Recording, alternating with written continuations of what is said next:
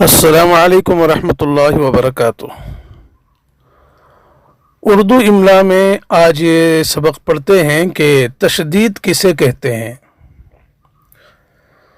جب کسی لفظ میں یہ ایک حرف دو بار آواز دیتا ہے اور دو بار پڑھا جاتا ہے تو اسے دو دفعہ لکھنے کے بجائے صرف ایک بار لکھتے ہیں اور اس پر تشدید کا نشان لگا دیتے ہیں، جیسے مکہ، بچہ، بلی۔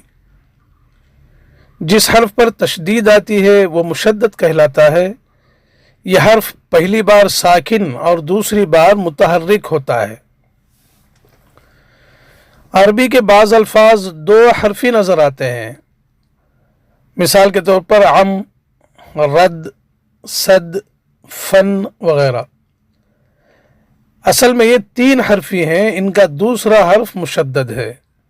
چنانچہ جب یہ فارسی ترکیب کے ساتھ بطور مضاف یا موصوف استعمال ہوتے ہیں تو ان کی تشدید ظاہر ہوتی ہے، جیسے فن قدیم، رد کفر، سد باب، مد نظر، عم محترم، جد امجد وغیرہ۔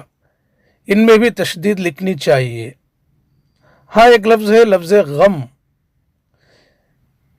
یہ مستثنا ہے۔ اس سے اردو میں اس کو بلا تشدید ہی استعمال کرتے ہیں، خواہ فارسی ترکیب کے ساتھ آئے یا الگ آئے، جیسے غم جانا۔ غم میں جانا نہیں کہا جاتا، غم دوراں، غم حیات، ثبات غم وغیرہ۔ آج بس اتنا ہی۔ والسلام علیکم ورحمۃ اللہ وبرکاتہ۔